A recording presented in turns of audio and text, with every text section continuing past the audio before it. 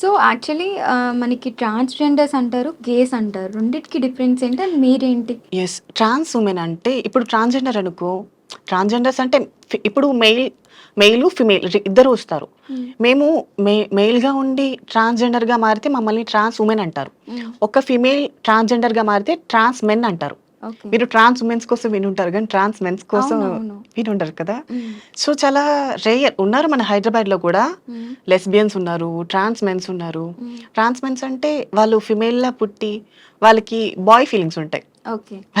వాళ్ళకి అమ్మాయిల్ని చూస్తే ఇష్టపడతారు వాళ్ళు. So, okay. అలాంటి వాళ్ళు ట్రాన్స్ మెన్స్‌గా మారతారు. హ్మ్. మేము అబ్బాయిలుగా పుట్టి, అబ్బాయిల మీద ఇష్టం పెరుగుతుంది కదా! హ్మ్. మేము ట్రాన్స్ వుమెన్స్‌గా మారతాం. ఓకే. ఇంకా గేస్ అంటారా? గేస్ అంటే ఇప్పుడు వాళ్ళు బాయ్ లానే ఉంటారు.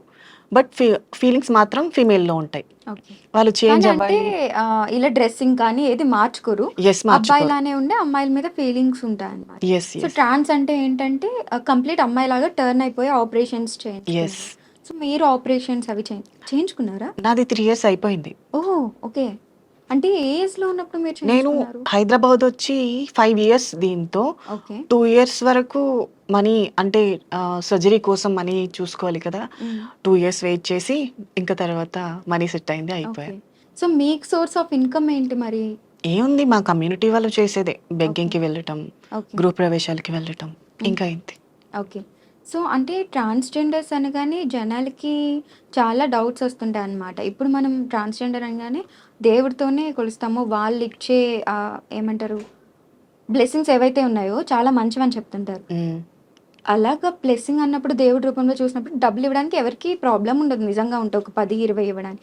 కానీ కొన్నిసార్లు రివర్స్ అయిపోతారు. సో, అందుకనే సొసైటీ ట్రాన్స్‌జెండర్స్‌ని హేట్ చేస్తారు.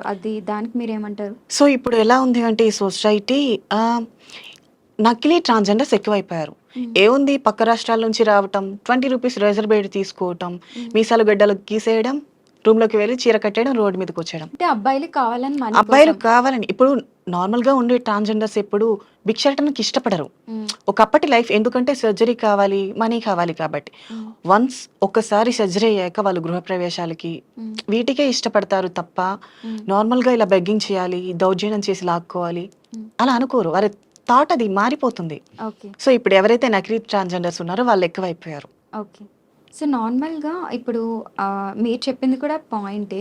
కానీ ఎవరేంటి అనేది ఎలా తెలుస్తుంది మాకు? సో, ఇప్పుడేంటంటే మా కమ్యూనిటీలో కూడా ఒక రూల్ పెట్టారు. హ్మ్. ఎలా అంటే పక్క రాష్ట్రాల నుంచి ఎవరైతే వస్తున్నారో వాళ్ళు ట్రాన్స్‌జెండర్‌గా పూర్తిగా మారాలి.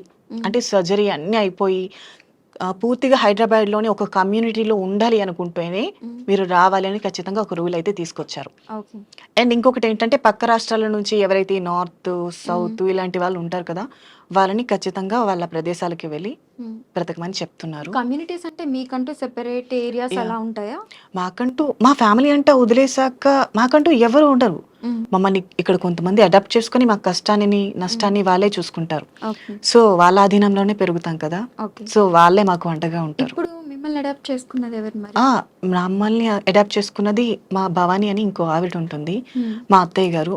So, okay. మాకు మంచి, చెడు అన్నీ ఆవిడే. అంటే ఒక గ్రూప్ ఆఫ్ ట్రాన్స్‌జెండర్స్‌కి ఒకరు యెస్. ఉంటారా అలాగా? అలా. అండ్ ఆ సర్జరీ కూడా చాలా ఎక్కువ అవును. మనీ అవుతుంది అనేసి విన్నాము. సో, ఎంత అవుతుంది అప్రాక్స్‌గా?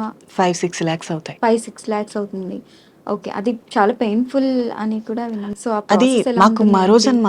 ఒకసారి మేము పుట్టడమే మనిషి పుట్టడం ఒక జన్మ అనుకో. హ్మ్. మళ్ళీ సర్జరీ అయ్యి 41 డేస్ ఒక చీకటి గదిలో ఉండి, మళ్ళీ ఒక చీకటి బయటికి గదిలో రావడం. ఉండాలా 41 డేస్? 41 డేస్ సూర్యకాంతి ఎందుకు? తగలకుండా, ఓహ్! అబ్బాయిల మొహాలు చూడకుండా. ఓకే. ఇప్పుడు ఫీమేల్స్ మెచ్యూరిటీ టైమ్‌లో ఎలా ఉంటారో సేమ్ మాది కూడా అదే ప్రాసెస్. ఓకే. కానీ అప్పుడు ఇంకా తక్కువేనేమో 40 డేస్ కూడా ఉండదేమో. బట్ అంటే నెల కన్నా ఎక్కువ. మాకు ఆ! 41 డేస్ ఇస్తారు. ఓకే. అంటే మరి ఎవరు చూసుకుంటారు మిమ్మల్ని 41 డేస్? మాకు బయటికి రావద్దు. అవును. ఎవరైతే ఓకే. అడాప్ట్ చేసుకుంటారో వాళ్ళే చూసుకుంటారు. ఓకే. ఫుడ్ అన్నీ కూడా అన్ని లోపలే. దగ్గర పక్కనే ఉంటారు. ఓకే. అంటే టీవీ అలాంటివి కూడా చూడకూడదు. నో టీవీ కూడా చూడకూడదా? ఫోన్స్ కూడా యూజ్ చేయకూడదు. ఎందుకు? అంటే మీకెప్పుడైనా అనిపిచ్చిందా? ఇవెక్కడ లాజిక్స్ అంటే మనకి నేను జస్ట్ అడిగాను. ఆపరేషన్ అయింది కదా అడిగి అనేసి? అడిగాను. ఈ క్వెషన్ కూడా అడిగితే, ఇప్పుడు మనం ఫోను చూడటం వల్ల కొంతమంది అబ్బాయిలు కనిపిస్తారు. హ్మ్. మేబీ ఎవరైనా మనసుకు నచ్చొచ్చు. హ్మ్. సో, ఒక మనిషిలో కామ, క్రోధ, రజోగుణములుంటాయి. హ్మ్. సో, వాటి కారణంగా బ్లీడింగ్ ప్రాబ్లమ్స్ ఏమైనా వస్తాయి, హ్మ్. రేడియేషన్ ప్రాబ్లమ్స్ వస్తాయి అని చెప్పి యూజ్ చేయనివ్వరు. ఓకే. ఇది చాలా పెయిన్‌ఫుల్ ఉంటుందని కూడా విన్నాము. యెస్. సో, మరి ఎలా భరించారు మీరసలు? తప్పదు. మనం పూర్తిగా ఇష్టపడి యొక్క మార్గాన్ని ఎన్నుకున్నప్పుడు ఎన్ని కష్టాలొచ్చినా ముందుకు నడుస్తూనే ఉండాలి. హ్మ్. సో, మేము అది ఖచ్చితంగా ఫాలో అవుతూ ఉంటాం.